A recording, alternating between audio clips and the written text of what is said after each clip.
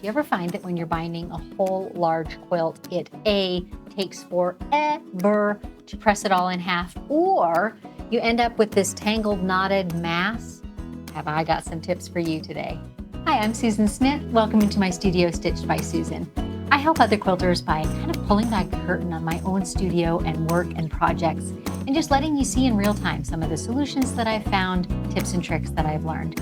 So today we're talking about binding, creating and prepping the binding for an entire quilt. Let's talk binding prep. I've got my binding pieces all cut, and what size they are doesn't really matter. I happen to like 2 1/4 inch. Cut by width of fabric, and we're going to begin by stitching them together. I love to do a mitered seam, meaning I'm sewing an angled seam. So I've laid down one piece and I've crossed the other at 90 degrees to it, and I'm going to sew from point to point of that seam where they intersect and cross over each other. Okay, here we go. Everything's set up.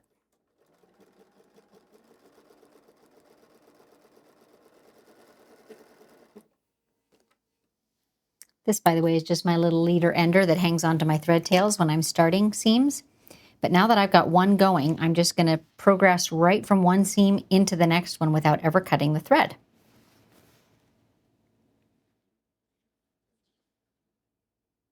And I have not pre-marked these seams. I find that I'm able to sew quite accurately from corner to corner.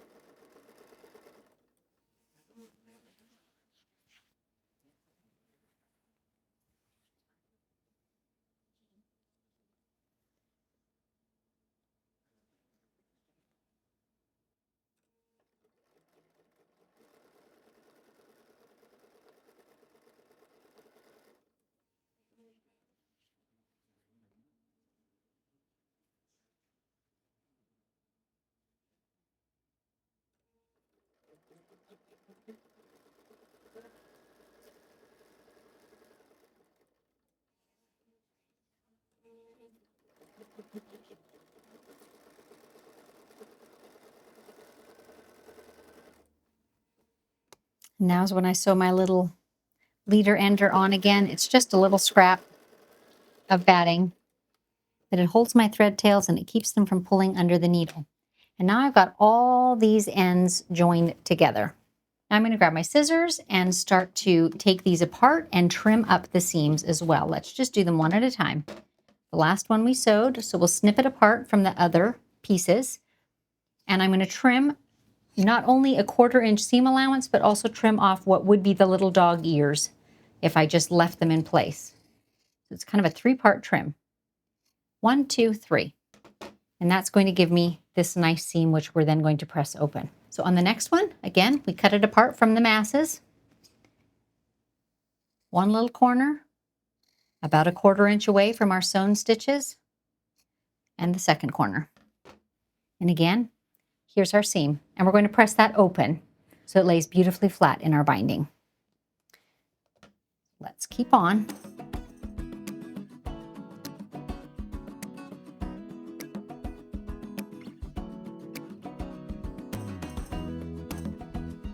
Perfect. And off to the pressing station we go. For this initial press, all I'm going to focus on is those seams and pressing them open. I'm not worrying about the fold lines, and I'm certainly not worrying yet about pressing it in half. So each little seam, I'm just pressing flat and open. And I do love to use a little bit of steam. I think that makes them lay even flatter. Open with my fingertips, press it in place. Open with my fingertips. Nice little sauna. That's it. We've reached the end. Now for the next step. I have got a little tool that comes in super handy for this.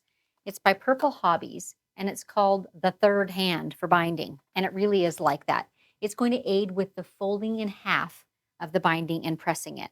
And I will say about this little tool, Heather is the lady who makes them, and they are specific to the width of binding that you use. So I purchased one for my 2 1/4 inch binding, but if you use 2 1/2 or 3, they come in different sizes available for your different binding widths.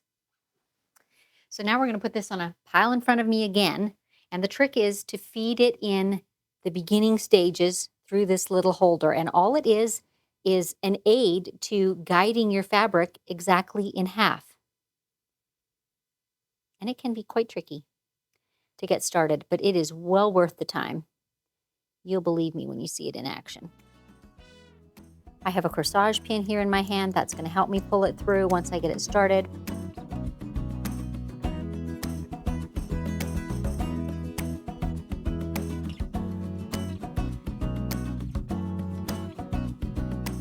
There we go. Okay, now we've got our binding. Can you see how it's folding it in half? It literally is acting like a third hand to fold that binding in half for me. So now I'm going to put my iron on this side of it. I'm going to press the little end so it's nice and flat, and I've got a working position. And now I'm going to stand kind of straight behind it with my iron in front of me, resting on it, and literally just pull that binding through.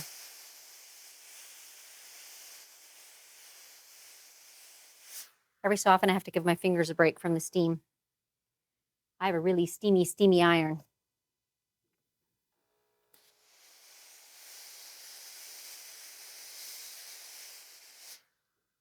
And by the way, when I get to a seam, I'm just pulling it right through. There's enough space in the channels that it just slides right through, but it is key that you have them pressed open and flat, which we did do, right? That is important.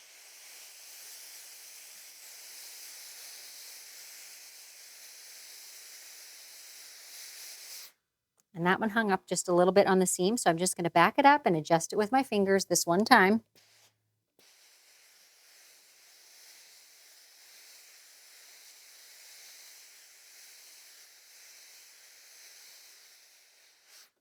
And that's the end. Now, while I cool off, I'll show you. Look how beautiful that edge is. Can you see that? It is exactly folded in half. And when I look back over this, it's not perfect on every square inch, but I would say it's 95% perfect. There is the odd place where it's 2 or 3 threads from matching, but it's as perfect a pressing job as I would do, you know, if I was doing every inch by hand. And how quick was that? Like seriously, how long did that take to feed through under the iron? Not very long. So that's my binding ready to go.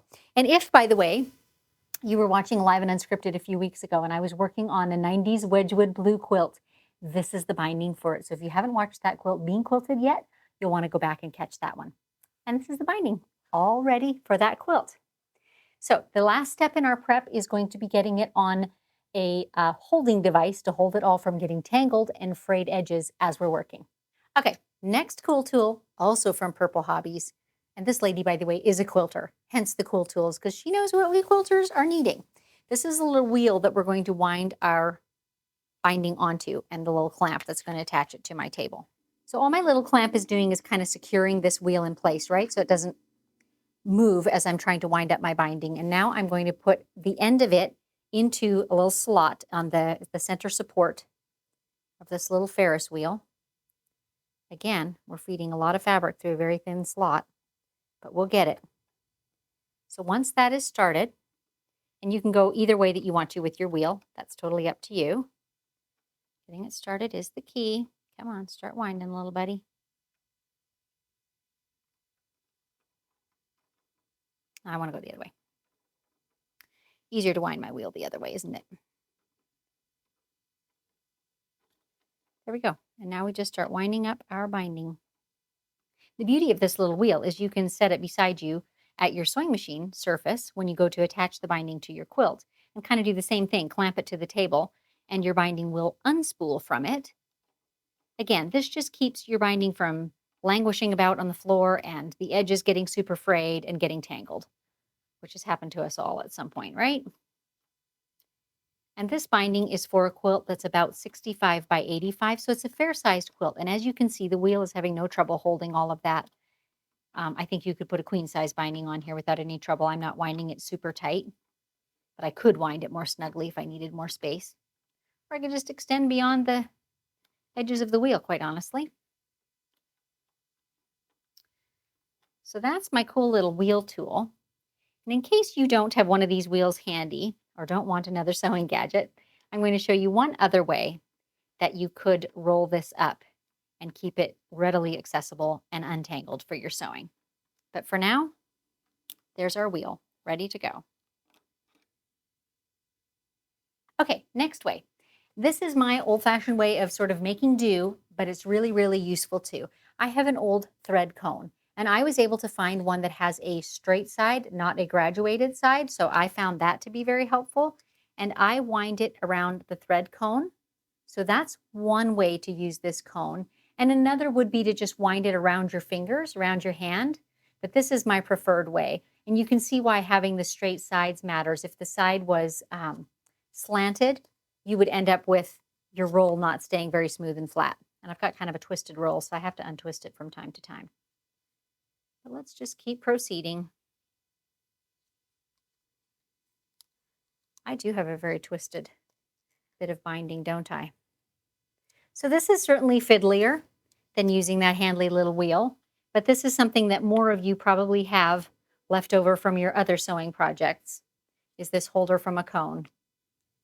And certainly you can purchase little tools that will hold the center, the end of your binding in the middle tool. I think they call them binding babies. So that would be an option too.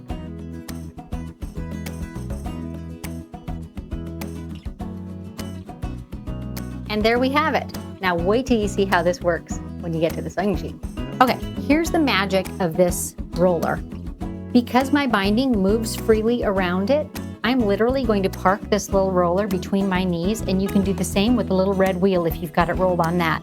And now as I am attaching my binding to my quilt and I'm sewing away, it's just going to unspool. No tangling. Absolutely genius.